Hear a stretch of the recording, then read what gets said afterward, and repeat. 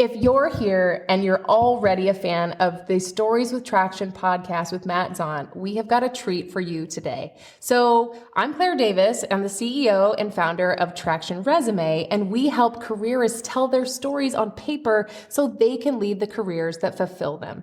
And Matt and I have been working together for about 4 years, and after producing so many episodes and really understanding how you must tell your story to achieve your goals, we finally decided to come together so that we can answer some of the frequently asked questions that the business leaders that Matt coaches and the career executives that I work with are always asking us. So sit back, grab a cup of coffee, and enjoy this 15-minute FAQ sprint as we walk through some of your most burning questions. Thanks for joining us. Persuading people to take the actions we want can be hard. Our teams and clients are bombarded with thousands of messages every single day. But there is a way for you to get above the noise. Stories. This is the Stories with Traction podcast, and I'm your host, Matt ZAUN. Join my guests and me as we unpack the power of storytelling. We'll talk about topics like leadership, sales, and marketing, all through the lens of strategic storytelling. Enjoy this episode. So Matt, I'm sure that I'm not the only one who's once asked themselves, is storytelling just another gimmick? So I love this question. I know where it's coming from, and because there's so many different things that do seem to be new and that are flash in the pans, I recognize why this would be a question that comes up again and again. But I would want people to recognize we've been sharing stories for thousands of years. And I truly believe that one of the reasons why the human species has existed for those thousands of years is because of storytelling. So, and that is not me being over dramatic. Think of how we gathered food years and years ago. Someone was hunting, someone would go somewhere, someone would risk their life to bring back food to a village. So if something happened, they would need to rely on really good storytelling to tell people, don't go over there, there's a predator over there, or we need to change this. So it's so embedded in our DNA that we love when we start hearing a great story. So it is not just a gimmick, it is something that people not just want, but they should need to focus on. What would you say is the most important aspect of storytelling? So the most important aspect of storytelling is being strategic with your story. Okay, so just because you like sharing a specific story doesn't necessarily mean your audience really enjoys receiving it. So it's really important to recognize what is the strategy, what is your why behind sharing the story, and is it going to connect with the audience? Can that person or people see themselves in your story? Okay, so when we're talking about stories from an intentionality and strategic perspective, these are not movie productions, they're not Broadway plays where you need to dazzle the audience.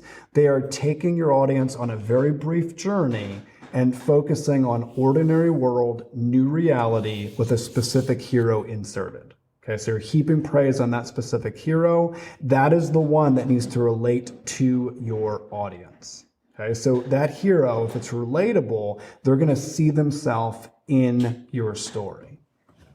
Okay, so we're telling these stories. We know why they're so important, but how do you know if the story you're telling is actually working? Okay, so there's a few points when it comes to this. One is back to things we've mentioned in the past regarding social media. Okay, so first, one of the most amazing things about being alive during this time is you almost have instant feedback. So for anyone that utilizes social media, you put a story on social, you see the feedback you get. When it comes to questions, you can have that back and forth to refine the message. If all the stories you're sharing on social media are falling flat, something is up that you need to tweak and change. Okay, so that's the first, is it landing? But also, are you accomplishing your goals? So if you are sharing stories in a sales capacity, are you closing deals? Okay, so everyone wants to have trackable data. When it comes to sales, I recommend tracking it in some type of system. So for people that utilize a CRM, you would track it in the CRM. You would literally put the story that you shared and the close so that you could have a close rate. And then if you go back and you look and say, hey, when I shared this story, the close rate was much higher, then you know that it's working. That is a story that you need to share again and again, because that is one of your hit stories when it comes to sales closure. So what if you're not exactly sure where to start? Where do you, and maybe how, do you get creativity to share more stories?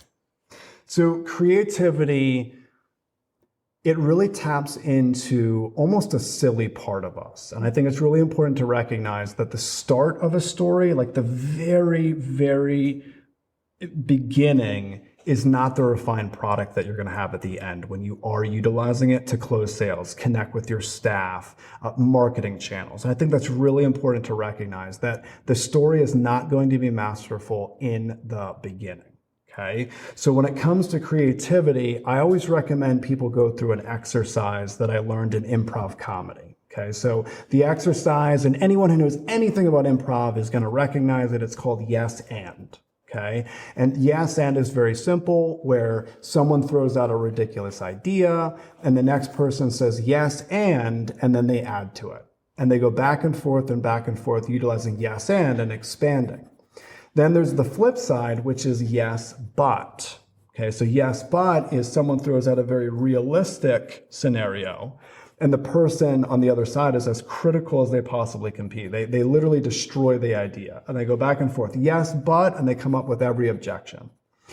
In business, we need yes, but all the time.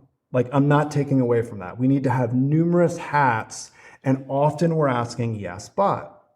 Because we need to play devil's advocate, we need to figure out what's the ROI. But when it comes to putting your mind in a creative state to have a surge of storytelling, you must adopt a yes and mentality.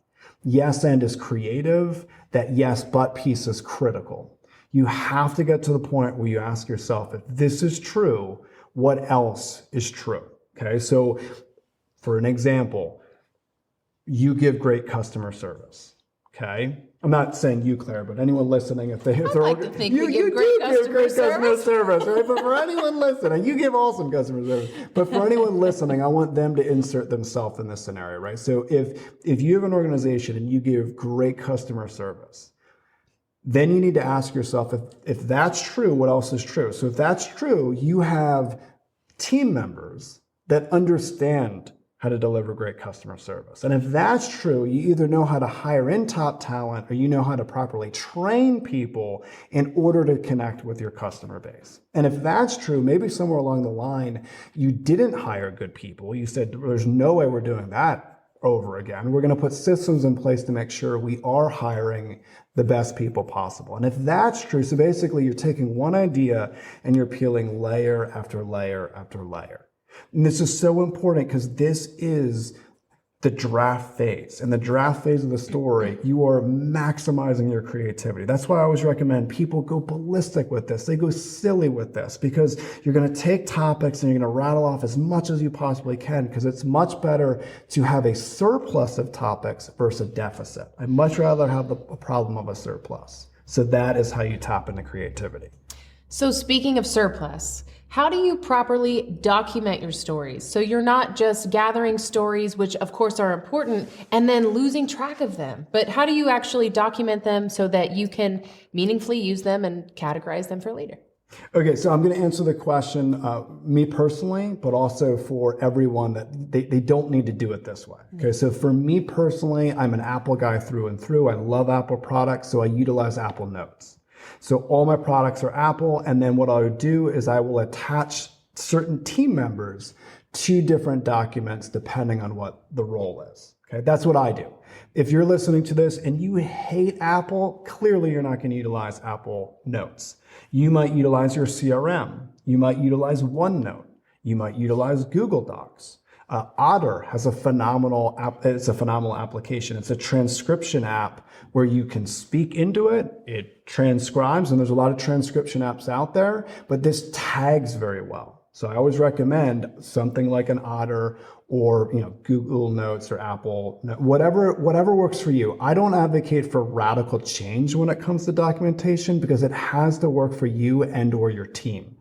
If you have a team of people and they're building story banks and whatever you set in motion isn't working for your team, you have to switch and change because this needs to be something that people can consistently do. Okay, quick question. So how can storytelling be used to create a sense of urgency? So one of the ways to do that is position the character in your story to have a heightened sense of urgency, because then the audience or the person you're speaking to sees themselves in the story. So instead of me directly, so if I wanted to sell you on something, Claire, I wouldn't say to you, you need to buy this, because if you don't buy this, it's going to be horrific for you in the future and it's going to really mess your business up, right? Because there might be there might be a wall that gets put up like, no way, I'm not going to believe that. But if you ask me a question and I say, listen, I know where you're coming from. I just spoke to someone last Thursday and they were in a similar situation. And they said to me, there's no way I'm going to do that. That sounds ridiculous. And then they implemented it. They called me back 2 hours later and said that went way better than I thought. And not only did it save me time, it also saved me money. Thank you so much for giving that suggestion. You might see yourself in that story, and there was a heightened sense of urgency that I could have added, that person recognized that they needed to have a heightened sense of urgency with it. So it's almost like indirectly telling you, like, hey, guess what? You should do what I'm telling you, but I'm not directly saying that. It seems like that's a really big motivator. It's a way to really motivate people to take action. What are some of the other more powerful emotions in storytelling that people can use or should be using? Great question. So the foundation of every story is the emotion. So I don't want people to miss this, because if you've ever, so I know there's people listening to this episode that they've been through this, where storytelling can be agonizing. They might have sat in front of blank sheets of paper. What do I say? What do I write? They're trying to do everything they can to get the story out. The emotion is the foundation. Everything starts with an emotion. Okay. Now there are tons of human emotions, tons. I would recommend, people could just simply Google search emotional wheels. Okay. You're going to get tons and tons and tons of emotions that come up. There's only 4 that you need to recognize. Okay. Excited, angry, fearful, and surprised. If you master those 4 emotions, 90+% of scenarios when it comes to emotions fall in those 4 categories when it comes to business. Okay, so what you do is you tap in and start with the emotion, and then you build out topics around that emotion. So as an example, let's say an executive is getting ready for a staff meeting. They have a staff meeting the next day. What I recommend that they do is they have a prep session for that staff meeting, and they tap into the positive emotions. So when we're talking about inspiring our teams, you're tapping into excited and surprised. What's exciting you about the organization? What's exciting you in general? What's exciting you about certain team members? And surprised is so surprised is kind of a wild card, because it could be like they're appalled, surprised, or like intrigued, surprised. You want to lean into the intrigue, the fascinated, the curious surprise, because maybe there's market conditions that are happening that are falling into the organization's lap, right? That person would want to lean into that surprise. So you pick one of the 2, and then you start listing out, like that yes and exercise, like topic after topic after topic after topic. Okay. And then you have topics to pull from that you can start building a story around. When it comes to sales, it's the opposite side, with which are the negative emotions. So it is fear and anger. And everyone listening that does any kind of sales, you probably recognize that all of your objections are coming from a state of fear and or anger. So if you master those 2 emotions and your stories are built out around them, you're going to be able to connect with people when it comes to those emotions. This is fascinating. And I'm sure I'm not the only one listening here who's saying, oh, wow, there are some stories that I now want to recalibrate based on what's Matt sharing today.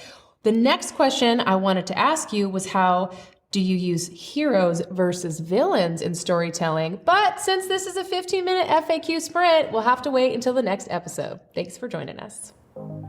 Thank you for listening to the Stories with Traction podcast. Please leave a review, since positive reviews will make it easier for others to find this conversation. Next episode will launch on Friday at 8 a.m. Eastern. Until then, remember, if you want to persuade with power and inspire those around you to action, you must share more stories.